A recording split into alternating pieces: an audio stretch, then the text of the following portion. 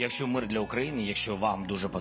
it's about peace in Ukraine and you really want me to leave my position, I am ready to do that. Secondly, I can exchange it for NATO if there is such an opportunity. In a dramatic turn of events, Ukrainian President Volodymyr Zelensky announced that he would step down if his resignation led to either Ukraine's acceptance into NATO or a peace deal with Russia. I think that President Putin and President Zelensky are going to have to get together because you know what? We want to stop killing millions of people.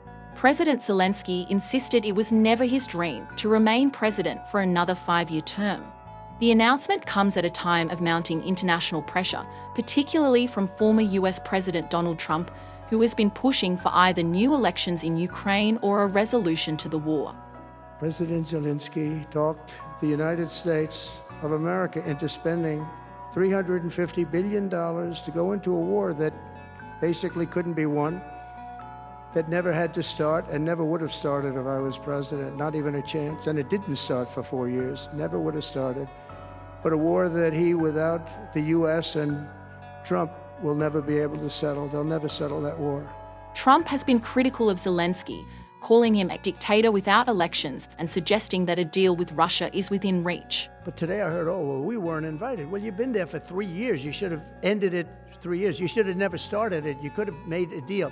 Mr. Zelensky, a former comedian turned politician, has been leader of Ukraine since 2019 and received global attention after becoming the resilient face of the nation after Russia invaded in 2022. I am focused on Ukraine's security today and not in 20 years. I don't plan to be in power for decades. Therefore, that's my aim and my dream. Shortly after Mr. Zelensky became an indefinite leader of Ukraine after martial law was declared during wartime, which has seen 8 million Ukrainians displaced due to the fighting. Mr. Zelensky stated that the occupied territories in the region would be unable to ensure free and fair elections because of Russian control.